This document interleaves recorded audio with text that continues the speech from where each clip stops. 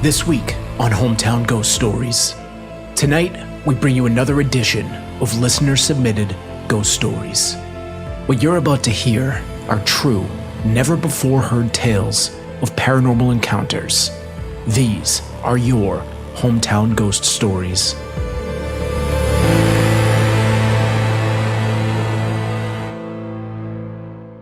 Hometown Ghost Stories contains serious and often distressing events and is not intended for all audiences. Viewer discretion is advised. My name is Sarah, and a couple of years ago, I was living in a small rental house with my daughter Emma. She was 3 at the time. I'd been there about 2 years. Since I worked full-time, my mom would usually come by during the day to babysit while I was gone. One afternoon, I got home from work, and my mom was waiting for me. Right away, I could tell something was off with her. She looked unsettled. She said, "Something weird happened today." She told me Emma had been playing in her bedroom when she suddenly heard a loud thumping noise. It was so loud that it made her jump. She rushed into the room and found Emma crying. When she asked what happened, Emma said, "An angry man stomped into the room and disappeared into the wall." That stopped me in my tracks. I laughed nervously at first, but what do you even say to that? But the way my mom told it, she wasn't joking. It really scared her. Later that night, when it was time for bed, I was tucking Emma in like usual. Out of nowhere, she pulled the blanket over her face and started repeating, "Oh no, no, no, no, no, no," over and over again. She looked at me and said, "I know he's in the wall." I froze. I didn't know how to comfort her. I just told her everything was going to be okay, and I sat with her until she fell asleep. I left the baby monitor on for a while and went into the room next door.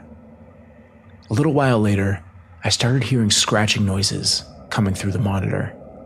Not static, not feedback, actual scratching, long, dragging sounds. I looked at the screen, but Emma was still sound asleep in her crib. About 10 minutes later, I heard screaming. I bolted into her room and found her standing up in the crib, screaming. "The man is scratching out of the wall." I grabbed her, tried to calm her down, and brought her into my room, off to sleep in my bed, but I just laid there, staring at the ceiling, wide awake. And then, I heard it. The scratching. Not from the monitor this time, from the wall. The wall that separated my bedroom from hers. It was steady, like something was right there on the other side, clawing to get out. I just laid there frozen, too afraid to move. I didn't know what it was, I never saw anything, but I'll never forget the way Emma said it, like she knew for sure someone was in there. I'm Jesse Wilkins, and these are your Hometown Ghost Stories.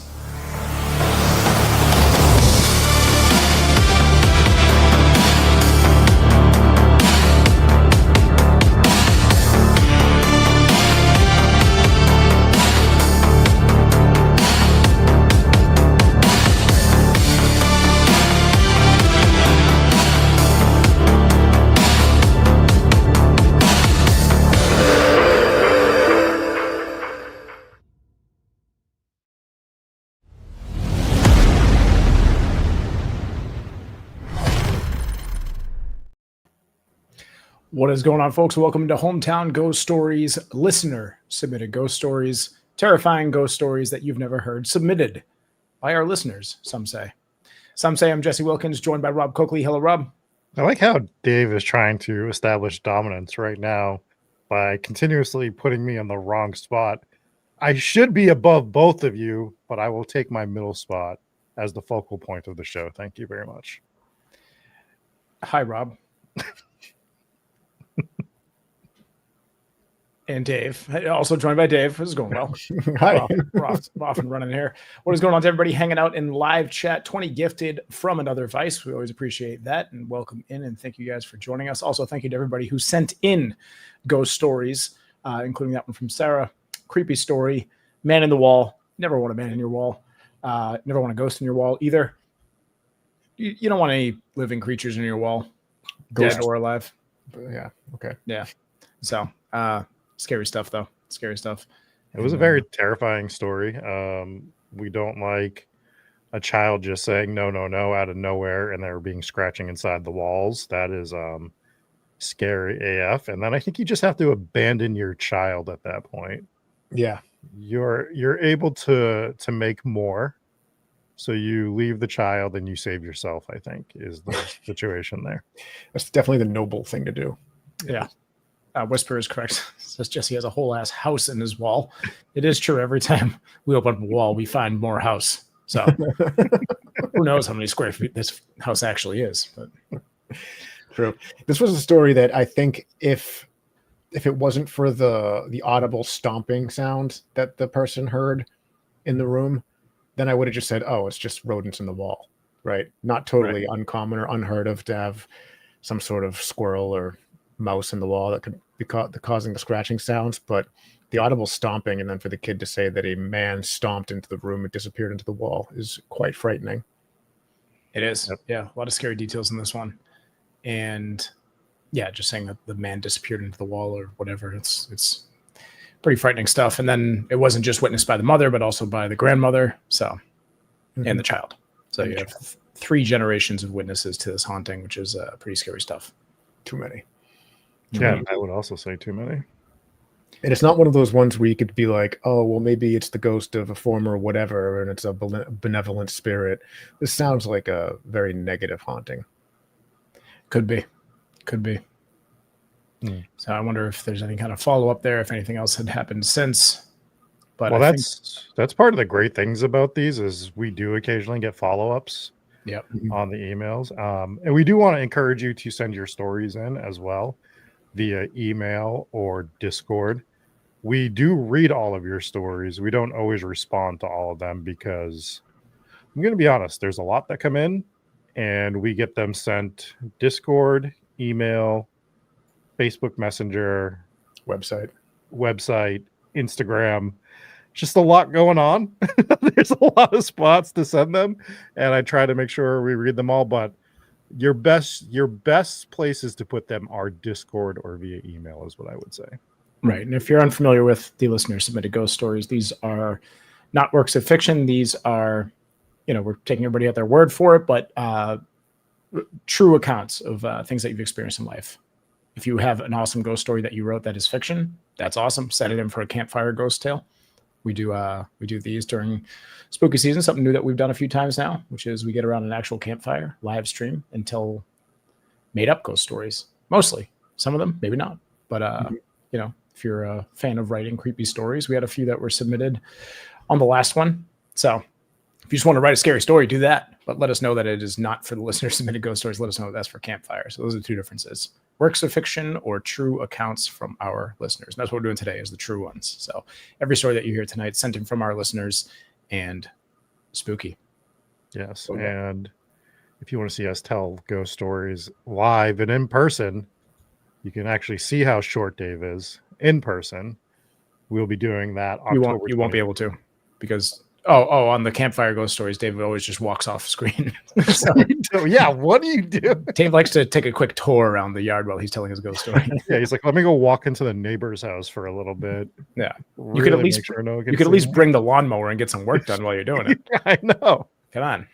Yeah, it's just me stomping into your neighbor's house and disappearing into the wall. It's happened. Classic. But yeah, you can come see us do live ghost stories on October 24th in Weymouth, Massachusetts at Barrel House C. Night. And then a rare opportunity. Oh, sorry. I was going to jump in because your mic was kind of cutting out, but the rare opportunity to come ghost hunt with us would be the following night, October 25th. Miss Lizzie's Coffee, right next to the Lizzie Borden House, has its own gruesome history in that building and its own hauntings as well. So very excited to get an investigation going here. We have been in the building before. We have been down to the infamous basement. We have seen the doctor's room and everything, and it is a creepy old building, also a coffee shop. So for people coming to that, if you want to book a tour at the Lizzie Borden House, then come on over and do the investigation after. I would suggest doing that sooner than later because I wouldn't be surprised if that tour is already sold out. but we have nothing to do with that. So, but tickets are on sale for everything. Just go to hometownghoststories.com/events or click on the event page rather, and you can grab your tickets for both events. The live investigation will sell out, and it will sell out soon. So if you're tossing around the idea, make sure you act on it fast because there is a very limited amount of tickets sold. I believe we're about 50% sold already, and not a lot of tickets available. So join us. It's going to be fun. Yes, but tonight, as we stated, is about your ghost stories. And gentlemen, are we ready to get into our next one? Let's do it. Yes. All right. Well, Jesse, I will let you have your dealer's choice of what you want to pick. There's a few to choose from on the screen. It's true. I'm just going to go in order as the way they appear. So we're going to go with a little Swordfish Jones. So that sounds fun. My girlfriend and I had recently moved into a new apartment, and one night we were just sitting on the couch watching Master Chef like we usually do. She had already taken her medication, so I figured she'd be heading to bed pretty soon. After the episode ended, she did her normal routine, walking around the house, checking that the doors were locked and the windows were shut. She can't go to sleep without making sure everything's secure. I followed her into the bedroom and laid down with her for a little while, just to keep her company until she fell asleep. Not even 15 seconds after we got in bed, we heard it. Clear as day. This loud, unmistakable cackling sound coming from the kitchen. It wasn't the house settling. It wasn't the TV. It wasn't anything we'd ever heard before. It sounded like a person laughing. Harsh, heavy, and loud enough that I could hear it even with the bedroom door closed. I immediately got up and locked the bedroom door. She grabbed her phone and called her friend, and we just sat there frozen, listening to this horrible laugh echoing through the apartment. It went on for 2 or 3 minutes, like someone was standing right there in the kitchen, carrying on. And then, just like that, it stopped. I finally worked up the nerve to go check. I opened the door and went through the whole house. Empty. The kitchen was quiet. Every door locked, every window shut, nothing out of place. No sign anyone had been there at all. I have no clue what it was, but that's hands down the strangest thing I've ever experienced. And now and then, when I walk into the kitchen at night, I can't help but wonder if I'll hear that cackling again. Story sent in by Swordfish Jones, Westcliff, Colorado. Top tier name. So I have a lot of questions. regarding the name, they submitted it anonymously, but requested that instead of just saying anonymous submission, that I give them a cool nickname. So I landed on Swordfish Jones. Okay. That was, believe it or not, one of my questions. That was question number 1, I think, on everybody's mind. Yes. Also, cackling's terrifying Yeah. and a terrible word. Cackling? Yeah, I don't like that word. I think it's a great word to describe what it is. Yeah, it's because you know exactly what kind of laugh that is. Well, yes, but I don't know, too close to crackling and crack-a-lacking, some would say. Yep. Yeah. But the indistinguishable sound of a cackle is an absolute nightmare of a noise to hear inside your house, because what else could it even be? It's never something good. It is exclusively an evil thing. Yeah. Quick crack-a-lacking story. Yes. Long time ago, I believe I was working with our friend Adam, and we were just working at a mall at like a cell phone kiosk or something. Long time ago, and somebody walks by and he greets him. He just, for whatever reason, he just says, "It's crack-a-lacking," and the guy comes back. He's like, "Would you call me?" He's like, "I didn't call you anything." I said, "What's crack-a-lacking?" He's like, "No, you didn't. You called me a bitch." We're all like, "Dude, that's not even close." Like, first of all, yes. You should fight anyone that says what's crack-a-lacking. Like, it's just, those are fighting words. But at the same time, it's like, dude, that is not what you heard, my friend. Like, what are we doing here? So, anyways. The Back good to the old show. days. The good old days. You just couldn't have been further off. Remember when malls were a thing? I do, yeah. They are not so much a thing anymore. Oh, they are, yeah. There's going to be a lot of haunted malls out there. From the All amount of of, them. yeah. They're just ghost towns. Like, it is eerie to walk through like an indoor mall. Now I know there's some of them that are still buzzing and still busy, but they're mostly getting replaced with like outdoor shopping centers now. But what is there, like one good mall around us at this point? You're talking about Braintree? Yeah, that's got to be it, right? I haven't even been there in so many years. It's a great place to get stabbed. I feel like someone gets stabbed there once a week. I mean, well, what else are you going to do? You got to shop and you got to check out your stabbing range. Slice your way out of there, I guess. I don't know. But anyways, great ghost story. So thanks for that submission, and congratulations on the most awesome nickname ever now. Yes. It's a great pirate nickname. It is. Absolutely. Blues guitarist, as somebody in chat just mentioned. That's a good one too.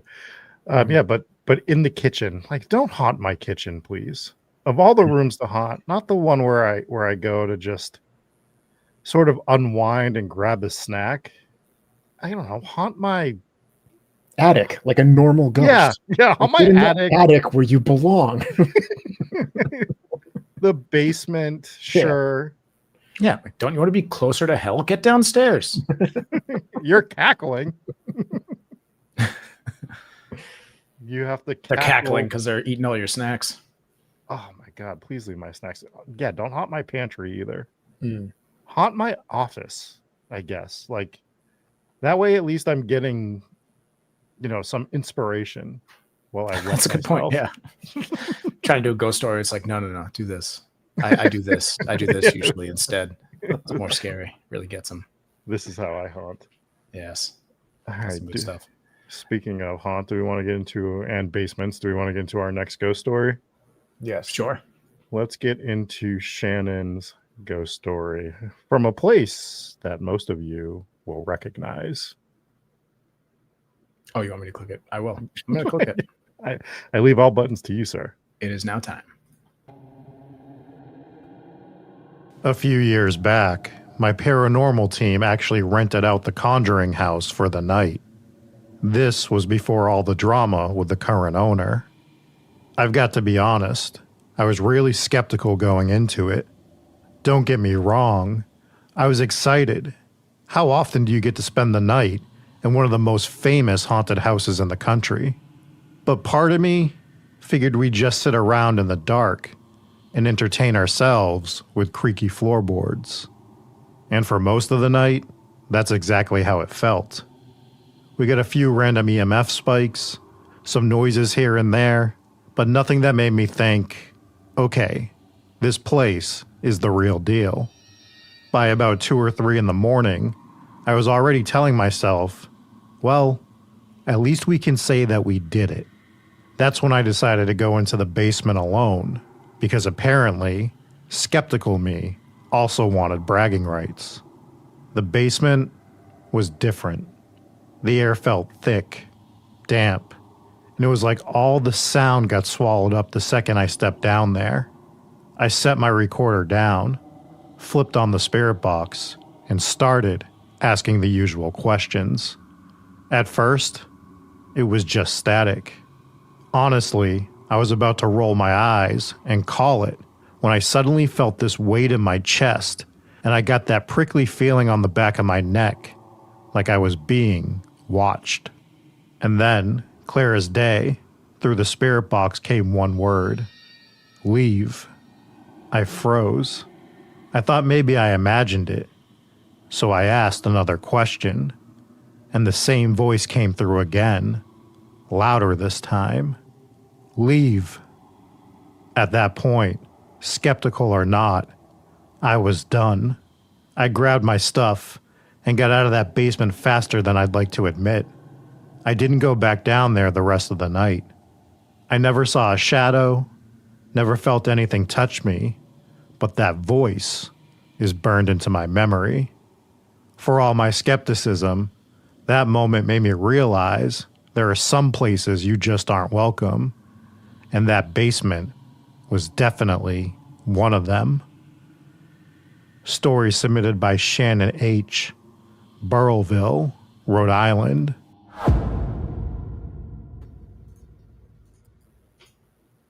It was not a picture of Shannon H., by the way.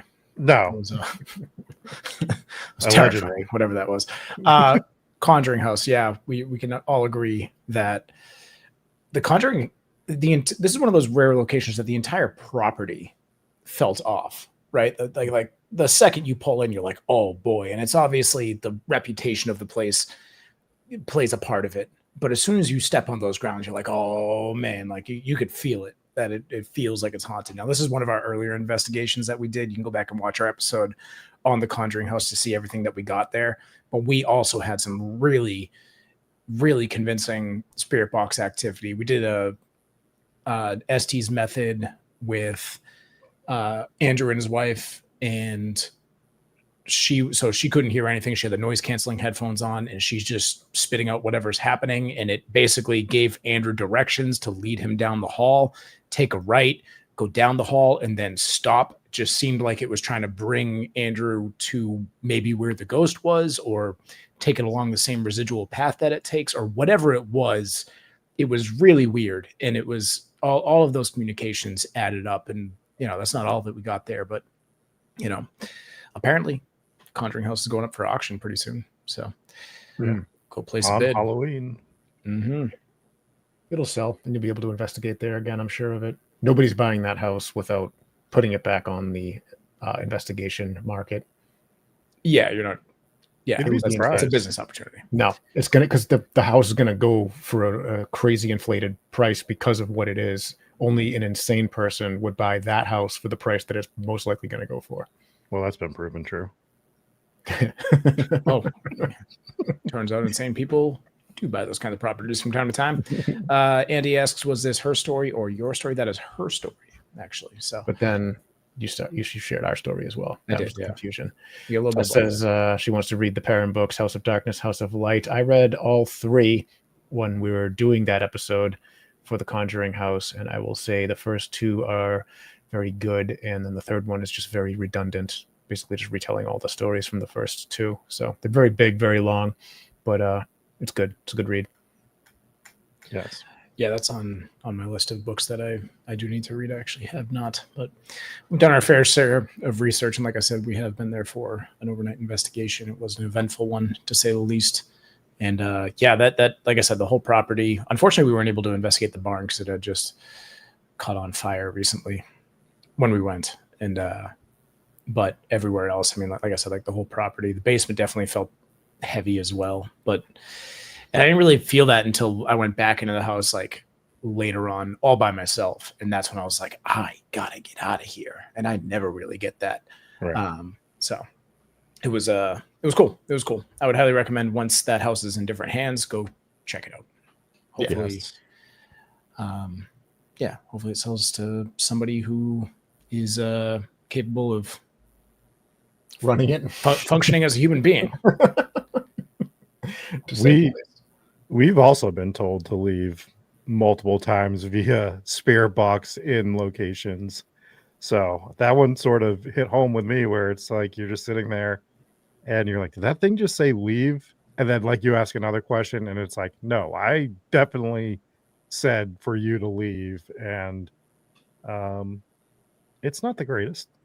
Hinsdale was one that happened with me. It's one of the most Jesse. one of the most common communications through spirit, not even just through spirit box, but through EVPs and everything, through like actual full-bodied apparition sightings where they're speaking to you. Everyone just like one of the most common communications you get is get out. And it makes perfect sense. If this ghost thinks that's their house, that's what you would say to a stranger that walked into, get out of here. Shoo, go away. So Yeah. A couple people commenting that you respect the house, obviously, always. And when a ghost tells you to leave a house, you can finish your investigation and leave when you're done, because ghosts have no concept of time. So as long as you do eventually leave, you are actually obeying the ghost's orders. that's wild. Like you could just walk in and the ghost is like, you've been here for years. That is one thing that Ghost and Jesse have in common, is that neither of them have a concept of time. That's true. That is true. I'm late for everything, but we're always on time for this stream. That's because I'm home already. So I'm rarely late to remaining at home. $25 in super chat from Papa Squatch. Side content, hometown real estate negotiation stories. Some do call me the negotiator. That's Yes. true. And we would love to buy the Conjuring house, but Unless it goes for $25, probably probably not going to happen. It's gonna be tough. It's gonna be tough. But they should consider us for $25. We would actually take really good care of it. Imagine if we showed up to that auction and bid $25 and everybody else is like, forget it, man. It's too steep. There was a time in history that we could have probably bid $25 and got On that that house. house. Yeah. Probably 1970, probably. Something like that. Yeah. Yeah. Seems right. Seems right. The negotiator. That's good. Mhm. We like Nice. that. Anyways, all right, let's hop into our next one here. This one is a series of ghost stories from Aaron H. So three quick medley? ones. A medley of ghost stories, some say. All right, let's hop into it. A buffet. December 2007. The first of 3 encounters that I know of. I worked in a furniture store for years, and one of my duties was to do collection runs on Monday and Friday nights. I get to one house and knock on the door, and just waiting the time that I had to wait so I could say I was there. Mind you, it was cold. So I'm standing there, and just then I hear and smell a match strike and light up that was so close the sulfur from the match burned my nose. It was a wraparound porch, so I go to see who was there, and I couldn't see anyone. Dumb, I know, but could now smell either a cigar or a pipe. So I pretty much ran back to my van and left. A few days later, I see the customer in the store, and I tell her what happened. She says, "Oh, that was my uncle smoking his after-dinner pipe." I tell her, "I didn't see anyone." She replied, "Well, he passed in 1976. My second encounter was when I bought a house in 2012, and not too long after moving in, I kept hearing noises. Shortly after, I kept getting the feeling that someone was sitting on the corner of my bed. I didn't think too much about it at first, thinking it was just my fat cat jumping on the bed. Then, a few weeks later, my mom, who lives with me due to her health issues, asked me if I was in her bed last night. I told her no, I didn't get home until 7 that morning. I asked why, and she tells me it felt like someone was sitting on her bed. We both had this experience multiple times until we moved out a few years later. My third experience goes back to the furniture store. We had a customer who moved and left their stuff in the apartment that they lived in. The apartment was in an old house built in the late 1800s and broke into 4 apartments, 2 upstairs and 2 downstairs. I was in one of the upstairs apartments breaking down some of the bed frames, and I see an older black man, gray hair and bald on top, bushy gray beard, blue sweatshirt, green pants, out of the corner of my eye. I looked down and then back up to ask what he was doing there, and he was gone. I get up and look. You'd think I would have learned from the first time, but he was gone. I knew he didn't come up the back stairs because I would have seen it, and the door was locked. I looked down the hall, and no one was there. I went to the front door to check, and I had closed it and locked it. So I'm standing there trying to figure out what happened, thinking I was losing my mind, when the rails I had been leaning on in the corner of the room fell. They just fell. I didn't know I could jump down a flight of stairs until that day. Stories sent in by Aaron H., Goldsboro, North Carolina.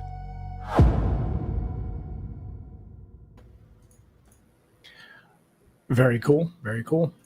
Yeah, so a couple relating to the furniture store gig, and then another one with ghosts sitting on the bed, which you've experienced, Rob. Familiar haunt? Rob, you're muted. This guy. This guy, professional. Yeah, the sitting on the bed one it's a scary one. That was an entirely scary night. We've told the story before. I'll just tell it again. Me and Jesse were living in an apartment, and there was never any haunting activity except for one night. Both of us experienced 2 different things in the same night, and I'll just never forget my experience, but I'll also never forget the car ride the next day. where we both had, I don't even know where we were going. We didn't talk to each other at all until we got in the car. We were driving for like 10 minutes before we said anything. And like almost at the same time, we both were like, I got to tell you about last night or something. And Yeah. it was really weird. It was just like this. It was like like if you scripted it, you'd be like, this is like too on the nose. This is too cliche, the way that car ride worked out. And you had that terrifying experience of seeing the ghostly woman. And I'll just never forget something sitting on my bed. It like just feeling that weight shift me was just absolutely horrific. For sure. And Tess brought up maybe it was like somebody who died in that apartment complex. Possible. I don't think that place was haunted. And that was the only thing I think we ever had that happened while living there. And it was like a 3-floor condo. And I wonder, because I mean, we weren't necessarily doing investigations at the time, but we've always gone and visited haunted locations. So I wonder if it's like something that followed us home or something. Because this is the one time that I saw like a full-bodied apparition, and I think it's the only time. So I think we saw like a shadow figure or something. I guess you'd call it a full-bodied apparition at Emily's Bridge, but this one was something standing over me. I had just woken up. I think mine was actually in like the early hours of the morning, and to a point where I thought, I think she was my fiance at the time, now my wife. I thought that she had just showed up unannounced and was standing right next to my bed. Like I could have reached out and touched her that close, and I couldn't see a face or anything, but it was the entire silhouette of a woman. Could see the long hair. Just, the room was dark, but it was just a dark shadow figure, and it was the most horrifying thing. And there's immediate reaction was just, holy shit. Like I screamed, and it was scary. So I don't know. I had just woken up. So I guess a rational explanation would be maybe my eyes were still adjusting, but seeing that is something that I've never seen before and not that vividly after. So that's the one time that I saw something that really shook me to the core. 5 in chat from Potato Geist says, I just wanted to pop in and say have an awesome night and keep up the great work. Thank you so much, Potato. You're an absolute legend. Love the little thumbnail that you have there of the Potato Ghost. That is amazing. Or the Potato Geist, if you will. Awesome. But yeah, Aaron says that the one thing that scared him the most was the match striking thing, and the fact that it was so close that it, like, you actually felt that burning sensation. That is that's something that I haven't really heard, because you do get this, you get the pipe smoke or cigar smoke, we get that haunt all the time, but kind of the nonchalantness, if that's a word, of the customer at the store afterwards. I was like, oh yeah, that's my uncle or whatever the relative was. He was just having his after dinner pipe, to a point where your immediate reaction would be like, whew, thought it was a ghost. And then she's just like, yeah, he died in 76. You're like, what the hell? So, and then a series of other haunts in that as well. So we talked about the bed one where not only you experienced it, but your mother as well. And then right back to the furniture gig where you saw this mysterious man inside the building. Seems like there was no way he could have gotten in or out. Seems like you did your job of looking around and seeing if you could find him, and never found out who that guy was or what he was doing. But I mean, this is one of those times that a haunting would pop up, right? You're in the house to remove old furniture. Maybe this is someone who passed in the house. Maybe it's someone who's like, hey, what are you doing here? Or maybe it was I don't know. Could have been a residual. Could have been, I don't know, but you saw him into a point where, like, detectives would be proud of you of how much detail you remember: the color of the pants, color of the shirt, exact hairstyle and everything, the beard, just all those details. Sounds like it was a really vivid sighting. So yeah, great job. And it is nice when you're experiencing multiple hauntings over the course of time that other people can help verify those as well, just to give it a little bit more credibility, where it just makes it all that more, well, actually it makes it more scary, because now you're like, all right, well, maybe I'm not crazy, but now something is definitely here, because other people are seeing this as well, so, or experiencing this as well. So yeah, that, and then kind of all capped off with I think it was the railings or something like that just fell over, and then you jump down the staircase to get out of there. So Yeah, glad you didn't get any serious injuries jumping down the stairs there. Got to be careful, but very crazy stuff. Very crazy stuff. And yeah, appreciate you sharing. It was cool to have a little medley of different experiences that we could squeeze into a little 3-4 minute video there. So I do like that. So because we get a lot of people who will send in multiple like full length ghost stories, and I think it's pretty cool to, if you have a bunch of smaller ones, to package them up like that and send it in as one compilation. I think that's kind of fun. For sure. Absolutely. All right. I say we hop into our next one here. Who's up? Doesn't matter. No, it doesn't. Okay. Well, let's go to story sent in by Moon.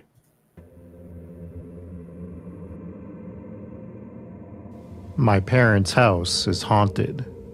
Spending my teen years in the house, there was always something weird going on.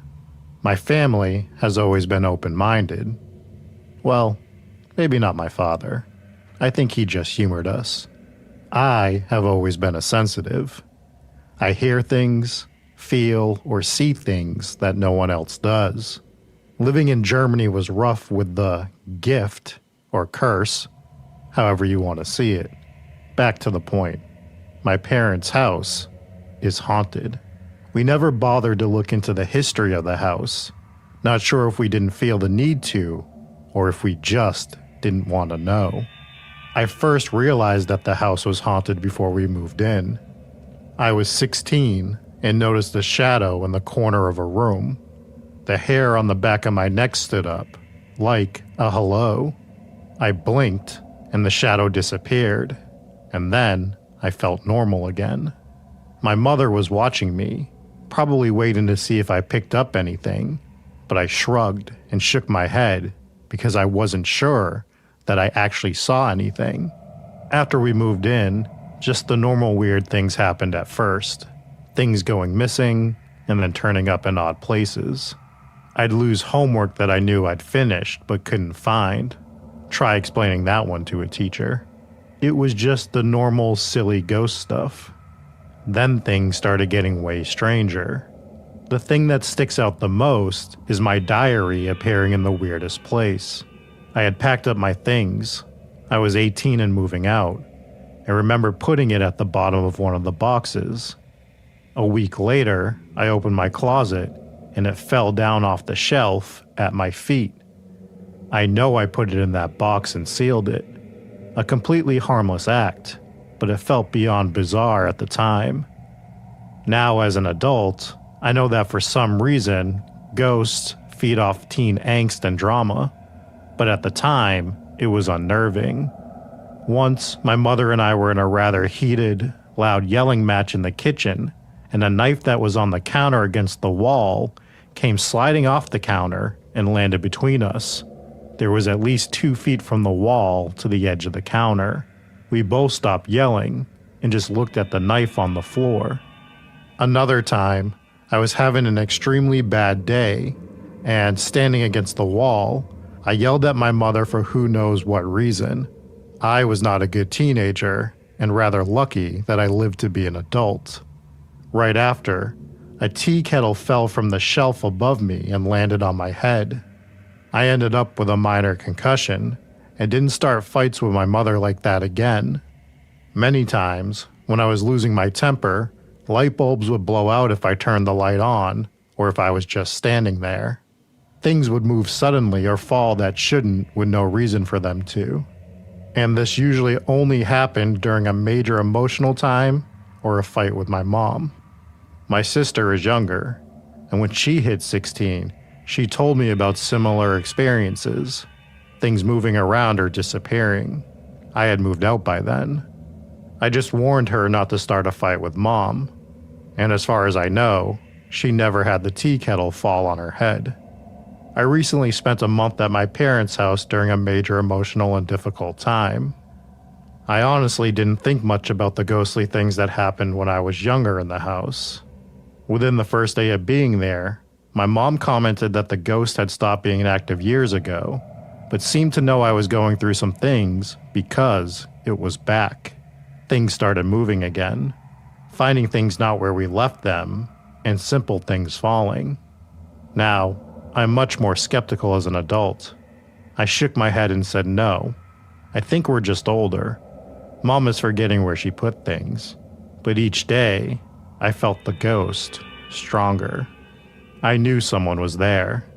Many times, I'd look up and see the form of a person in a doorway, or hear someone say my name. The hair on the back of my neck would stand up, and I'd feel him just standing there. I checked fans, room temperature, the water heater, anything to rationalize it. But nothing explained it, at least not what I could see with my naked eye. Story submitted by Moon, somewhere in the United States. Really pinpointed that location there. Well, I did reach out, and Moon wasn't able to get back to us to give us a state or town in time, but she left that on Discord. And I thought it was an interesting story because we see this throughout history a lot with hauntings, where like we did the Great Amherst mystery with Esther Cox, right? And it focused on a teenage girl, and we just see this constantly over and over again. So this wasn't just stuff that happened in the 1800s, 1700s. It's still happening today, where it seems like a poltergeist especially will target a young female or females and sort of feed off of them almost, because the hauntings sort of die down after the sisters move away. And even when they're older, when they move back, she started having the hauntings return to the house. So I just found it a bit of a fascinating story. It is. And it sounded like some extreme violent poltergeist activity seemed to happen when emotions were raised. So you got to think maybe they could feed off that kind of stuff. And it was, a lot of like really concerning stuff, especially with the knife and then light bulbs exploding.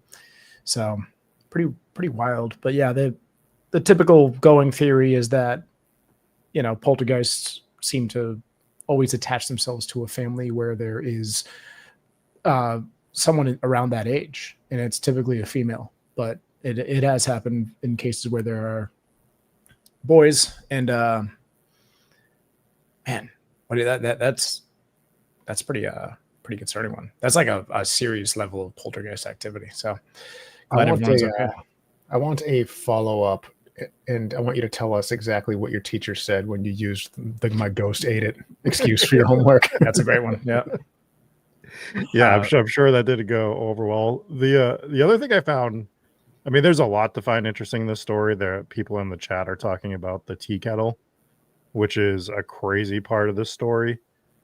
But and this is weird, but this is kind of what stood out to me was the ghost trying to tell her something by making the diary appear.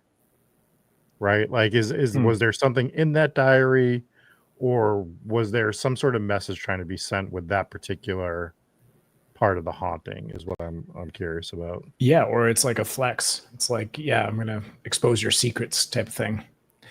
Fraley, who is notoriously brave and watching on Twitch, probably brave because he's our only person watching on Twitch, says, I'm not scared. I had to turn on my light to make sure it worked. As an added measure, I have to leave it on while I sleep to make sure it's working as intended. So it's good that you're making, gotta keep an eye on those lights, make sure everything's working properly.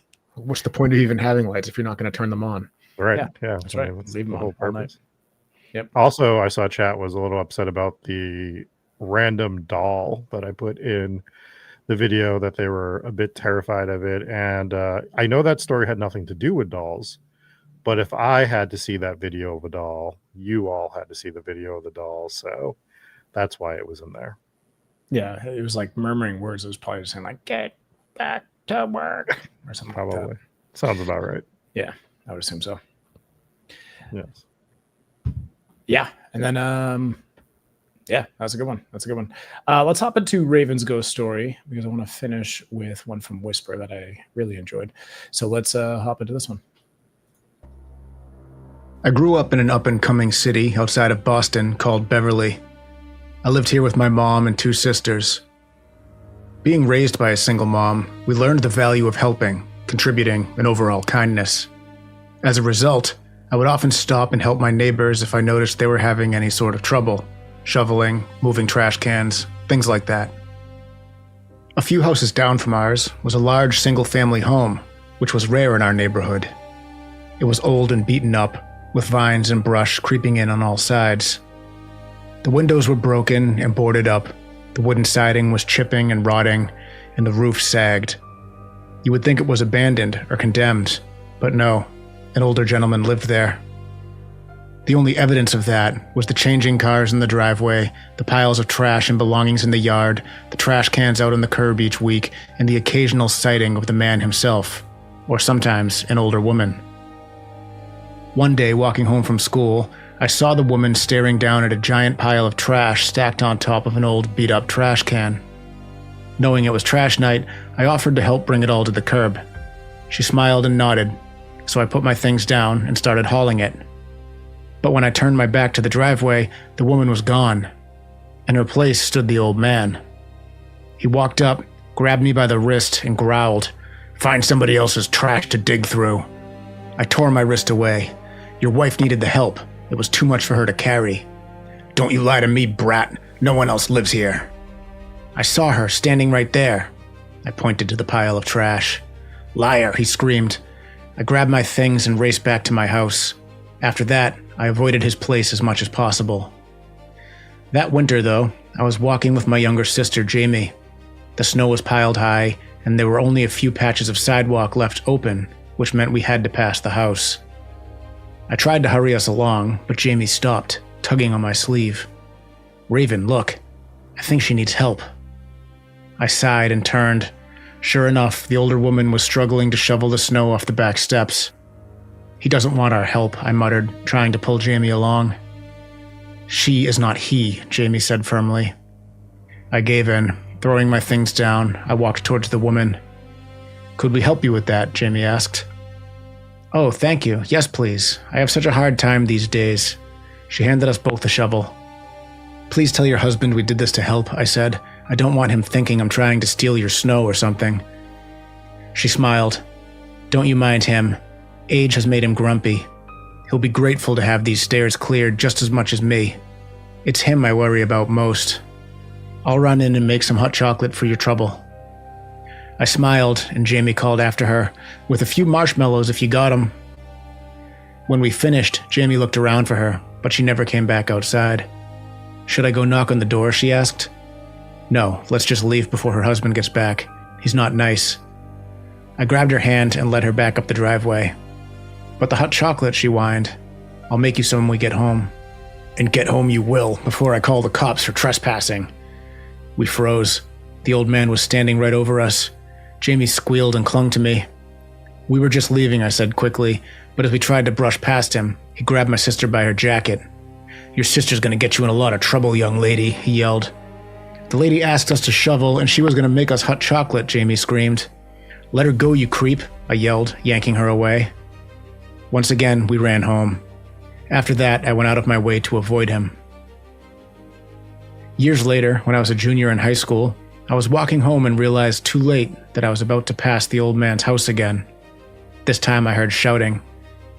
"Dad, enough is enough. It's time you left this place and all this junk." I looked up and saw dumpster trucks in the driveway and neighbors gathered, wearing gloves and holding trash bags. My neighbor Brendan came up beside me. "Hey, Raven, looks like we're finally getting him out of here." "I don't understand," I said. "His eldest is here to move him out. He's been living like this ever since Jean died back in '98. "Wait, his wife is dead?" "Oh yeah, a long time ago now. Cancer, I think. Terrible. Tore him apart." My stomach dropped. Jean was dead? All this time? His daughter and he argued until finally he got in his car and drove off. Then she waved us all onto the property. I helped clean, reluctantly. The backyard was surprisingly nice once cleared, and the house looked livable for the first time in years. When it was all done, I sat on the front steps. His daughter came over and thanked me. I know he can be a real piece of work, but I know he appreciates the help. Or at least I hope he does. I never really got along with him, I admitted. She looked at me, and for a second, I thought I was staring at the woman herself. "A little warm today for hot chocolate," she said softly. I froze. "That was my mom's favorite mug. You should keep it. Thank you again." I looked down, and sitting next to me was a pretty blue mug, filled to the brim with steaming hot cocoa and marshmallows on top. To this day, my mom still lives in that neighborhood. Bill never moved.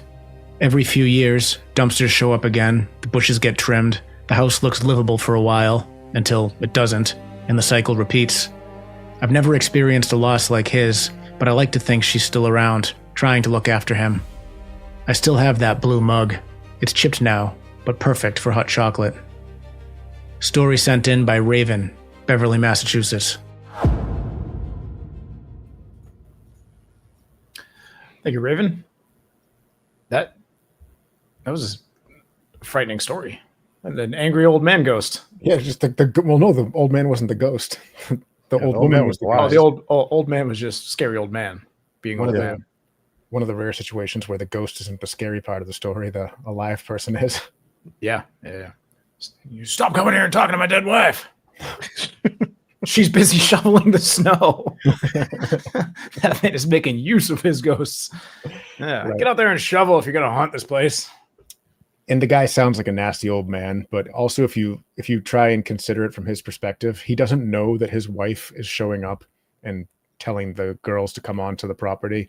So they're just like, he's coming outside and seeing kids going through his trash. And I mean, if they're shoveling your driveway, maybe you should relax and say thank you. But yeah, it could be confusing, especially if you don't know your wife is haunting. It's true. Cool story though. Long one, in depth. Really yeah, absolutely. Yeah. Sure. And close. Yeah. To us. Close to all us. All I could think of was in the beginning of that story when they saw a big pile of trash, they're lucky it wasn't Rob. Wow. That was a great joke, Jesse. You really nailed that one. Thanks. I thought it was pretty good. Not the first story Raven has sent in. She sent in one, I think, last year or a year and a half ago or so, with her and her. It's been a while. I'm trying to remember it, but it was her and her sister, or her and her friend, were home alone one night, and they were visited by a broken neck ghost. Very scary story. Yeah, something on the stairs, right? I think it was on the stairs. Oh yeah, that one was horrifying. Mm-hmm. One of the scariest that we've ever had on the listener submitted ghost stories. Yeah, I'd say top 3 scariest listener submitted ghost story of all time. Mm-hmm. Yes. And we remember all of them because we are nothing if not the best people with memories on the face of the earth. All week long, we don't send them to each other. Like, did we do this one yet? Conversation has never happened. So it's never a thing that has happened. But again, if you have sent a ghost story and it didn't end up getting covered, send it again. Refresh our memory because we will cover them on the next one for sure. So keep sending them. Do your best to write it in an orderly timeline. We'll spice it up a little bit if we need to and clean it up a little bit. But overall, we're just going to tell your story as it is. Mm-hmm. And, I reword a couple things here or there, but we won't change the truth of the story, which is the best part about this stuff is these are all true stories. Also, shout out to our listeners who have sent in ghost stories. 99% of them are very well written. They almost always are. Yeah, so, most of them are. There's very few that have been tough to get through, like in terms of the writing. So, Donnie has an idea. I could just read out your phone number again, and then everyone could just text you their ghost stories directly. Yes, thank you. Please do that. It's actually the preferred method going forward. Is please leave Rob a voicemail with your ghost story. If it's really good, he'll get it tattooed on his back. Yes. Yeah. I do like that the chat pointed out that you have the old angry man voice down, and spoiler alerts because he is. It's just who he is as a person. That's right. I remember one night a couple of years ago now, I had a get off my lawn moment. It was like the middle of the night. I was getting ready for bed. The whole house was asleep. By middle of the night, I mean, it was like 2:00 in the morning at least. And I'm upstairs. Yeah. And I hear kids outside. I'm like, So it's the summertime, so the window is already open. So it's just a screen. And I look out and there's a kid running up across my lawn to my front door, and his like girlfriend's like waiting on the sidewalk, and I lost it. I just screamed out the window, and it was like very quiet neighborhood, windows open. So I was like, come on. And somehow like the wife woke up, but the kids didn't wake up. Like I screamed at the top of my lungs, and the kid like stumbled and like ran off. He's like, fuck you, buddy. You know, and, may or may not have sat on my porch angrily for the next hour waiting to see if they would come back, but they didn't. But They're not coming back after that, Jesse. no, I scared the life out of them. I've never yelled at someone and made them fall before, but that was a first. So I think maybe it's a superpower. Yeah. Try it out again. Yeah, I'll try it out. Try it out the live event and try to make everybody fall. Come to the live event. Get injured. See what happens. That's a threat. Anyways, just kidding. So let's move on to our final ghost story of the night. I don't know. That was Dave's, right? Dave, can you remove that, or Rob, remove that file? And then let's hop into this one. This one is from Whisper, all the way from Hawaii. I grew up in Hawaii, and there are a lot of stories, a lot of lore in the islands. We'd hear about how you're not supposed to take lava rocks from the heiau, but you can offer a blessing by wrapping a tea leaf around one and placing it with the other offerings, or about how you're not supposed to take pork through the Pali Tunnel. I lived in the middle of the island of Oahu, closer to the North Shore, so we heard lots of stories about spirits in the pineapple fields or the haunted old sugarcane roads. It was the summer after I graduated high school, and a group of us were up on the beach at Kaena Point, camping and partying with a bonfire on the beach. It got really late. We were just hanging out around the fire. We were on the north side of Kaena Point, which meant that the mountains were behind us. It was after midnight, and I heard something from the mountains behind us. So I turned around, and I heard a couple of drum beats. Then it got quiet. We were way up near the point where the mountains just drop off on a cliff near the water. I looked up, and we could see a line of what looked like people marching along the top of the cliffs and disappearing off the edge. They were just dark figures, but we could see that they looked like traditional Hawaiian warriors with spears. We all got really quiet and just watched these figures march off the end of the cliff. It was really quick, and not even 5 minutes later, we just looked at each other with big eyes. Story sent in by Whisper.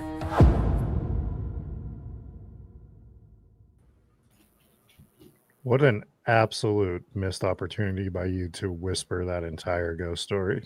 Oh, should have done it. Should have done it. Just absolutely madness that you didn't do that.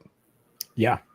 New Jersey asks, what is the email address for listener submissions? You can do hometownghoststories@gmail.com or just drop it right in Discord. There's a text channel where you can, it's called Your Ghost Stories, and you can just drop your ghost stories right in there. That's the easiest place for us to find them, but you can email them as well. But yeah, that was probably the ghost story that had the most ghosts of the night. I don't know how many of these warriors were seen, but the detail of them walking to the edge of the cliff and then falling off the cliff is wild. And this was a tactic in a lot of battles. I think we saw one on Block Island. I believe the history was the army basically, they marched towards this other tribe or whatever it was, and to a point where they had nowhere to go, and they were all just falling off the cliff to their death. And it is pretty crazy. Yeah, it wasn't an army. It was one tribe and another tribe. And to your point, they marched them right off the side of the cliff. Yeah. Which is a horrifying way to go. And it's also would be a horrifying residual haunting to witness if that's what was being witnessed. So It sounds like that's happening in Hawaii as well.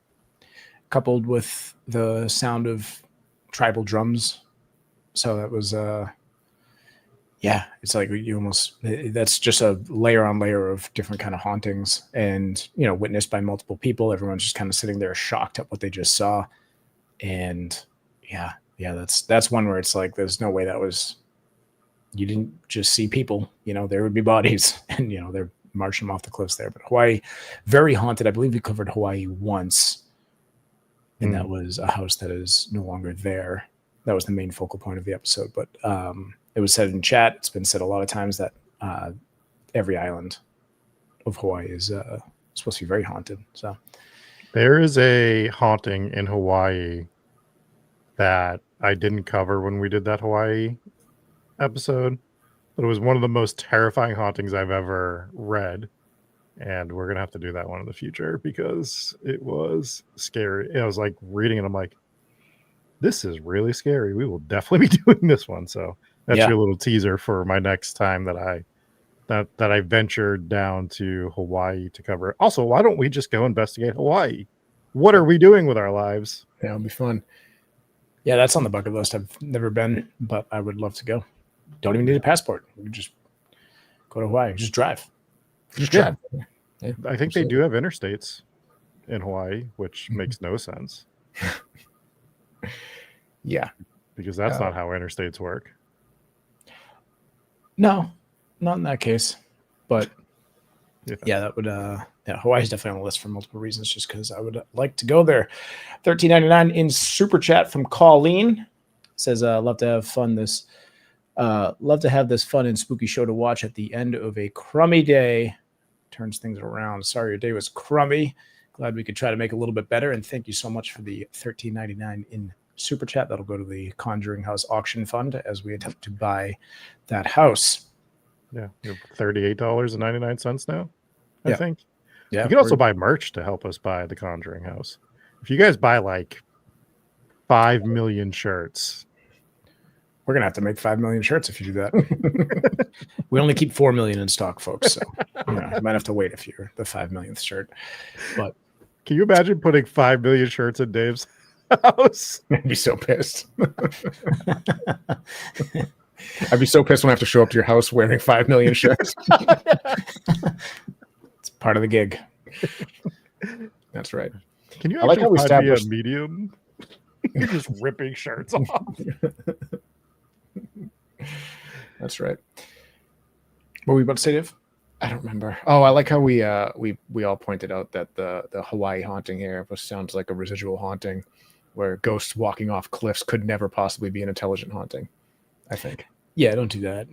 I wouldn't recommend that anyone walks off a cliff. Mm. Don't do that. Brave of you to not Big recommend boo-boos. that. Mm-hmm. It's a real controversial take you have there. Yeah, I've been known to be a little bit edgy from time to time. Whoa!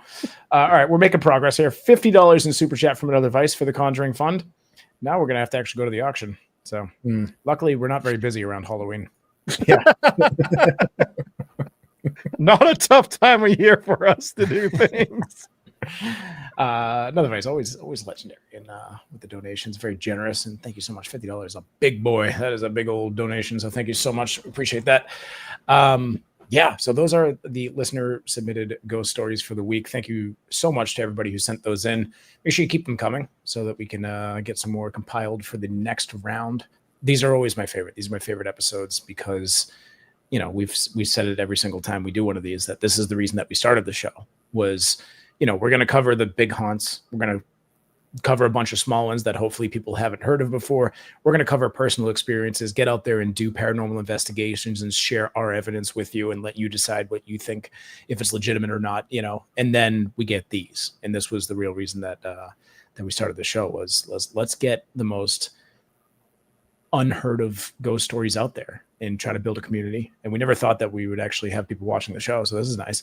And now we're getting people. We don't have to chase down our friends and be like, hey, tell me what happened to you. Tell me your ghost story anymore. So now we have a bunch of beautiful, wonderful people who are sending in their own ghost stories. And if you don't want it read on the show, but you want to get our take on a haunting, you could also tell us, hey, I don't want this shared, but we'd still love to hear your ghost story. And it doesn't have to get read out on the show. Or you could do what many people do is send in your ghost story and you can remain anonymous.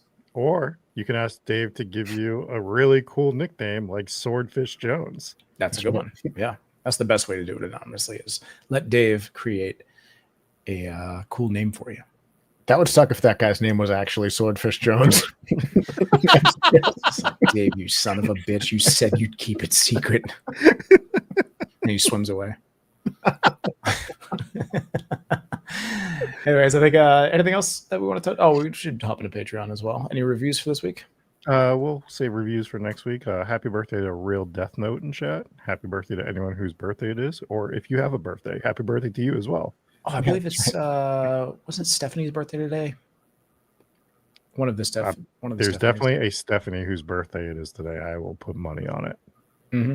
Especially listens to this show because there's a million Stephanies. We've always had multiple Stephanies, but yeah.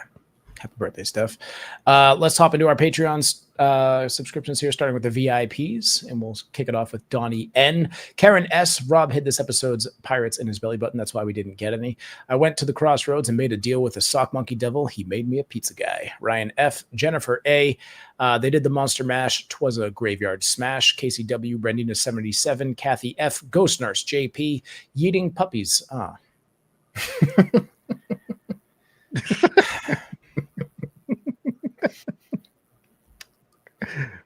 I saved Cersei. Don't worry about it. I saved Cersei. Okay. You threw Cersei. I did not throw Cersei. I scared Cersei by accident, and she fell off my lap. She's fine. She's great. I have no idea where she is right now, but she's fine. Anyways, Rob has a secret. She said, she did, yeah. Rob has a secret belly button gnome named Froderick. Tess, I don't speak bird, but I do be flapping. Kate and Steve M, Glitter Tees, Cammy from Washington, Kelly C, Liz Young, Chris C, LBPS founder, Inspires Gaming, Allison V, Robert H, Tuscaloosa Candle Finders, Send Granny Off with Used Wax, Janine Raven Lunatic, Mom and Pops W, Father Squash the Elder, Lisa J, and I Shave Dead People, and Rob sometimes. So thank you. We got to keep Rob looking good for the show. We appreciate all that you do. Next up, we have the Warrens Wards kicking it off with Linda F, Kegsy, Robin W, Tis I, Sir Launder of the Mat. I enjoy that, Aaron, and thanks again for sending in your ghost story. Crystal V, Colleen D, Joe and the Dogs, Freya and Frank, Mothman gathers ghouls for ghostly shoveling service. Nice. That was quick. West Mass is the best mass. Susan C. T-Cat Whisper. Thank you to you, Whisper, for sending in your Hawaiian ghost story as well. Rob Belly Button is the best glory hole. No lint. 10 out of 10. Good review there. Jeremy M, the Macho Mandolf, Beth C, Sarah B, Her Lady Spook Ship, Victim of Ohio, Morgan S, Colby Always Remembers, Kath Q, the other Rachel B, Resting Witch Face, Mar Fire, Lily, Anthony T, a man of tall stature, and So Courage. Rob's belly button feels like sandpaper. Rob's rusty, dusty, I don't know what that word is. Umbilicus. Got me, Sydney. Haunting Glory Hole that holes that have treasure is fun, and Seth on guitar. Thank you so much. You can come see Seth on guitar live as him and his band, the East Coast Trash Pickers, opens up our live show with some cool music. Make sure you swing by for that. We have Chicky Ticky 67 FM Cop. The secret to the ball and cup game is man. These all one-word names, they always get me, is a migratory belly button. There it is. Okay, this is not a shuttle. Moon, thank you for your ghost stories as well. Patrice R, Cammy and Steve R, Dana D, Shag to the Bone 33, Taco Violator tickles 2 tacos on Tuesdays. GS Warrior, that was a lot of fun to say. Cold to the Miscellany, GOB, Grim BD, loves ketchup on eggs. Just Ghostly, Witchy Kitty 416, Karen L, Michael M, Amber R, Branch C, Shane O'Mac, Joe, Christina S, Kate C, Kelly C. Bloop. Bloop. Crazy Legs. Cowboys are the worst franchise ever. Miss Macabre Naroku. Rachel G. Cold Warrior. Baby Youngstown Pizza has entered the world. D from H-Town. Meta A. Monster Mom 04. Dave D. Wicked Alley. Dark Snark. I believe in you, but I also believe in Bigfoot, so don't get too excited. Hey, some of us believe in that stuff. Megan S, Arcade Hunters, Wayne C, Crystal Quinn can confirm that Rob has a weird belly button. Thick Boy Freddy's baby mama was definitely yeeted. Alicia E, Thick Boy Freddy listened to Tess and picked his poison of choice, and now he has DED. DED dead. Deaded. Now he's deaded. Please send us money. Every donation helps a poor haunted house become a haunted one. Thank you. A haunted home. Sam from Nepal. Joe R. Al Capone is looking for a tax guy. Huggy Bear. Poor Al Capone. He would have been fine if he just did his taxes. The tower isn't the only orange glow that Tuscaloosan's fear. Go Vols. Anna C. Solar Flare. Mariah M. Kirley J. Cody G. Hooply Whooply. Soph. And I will come to the Yafka tonight. That is Andrew trying to get me to go play instruments until 3 o'clock in the morning. Little does he know, I have an episode to edit until 3 o'clock in the morning because that's how my Tuesday nights usually go. I'd also like But I to have point out started. that our listeners are right and that ketchup and eggs is the official breakfast of Hometown Ghost Stories. Oh, no. We're not ready for that. Official Official breakfast beneficial. of Hometown Ghost Stories is morning beer.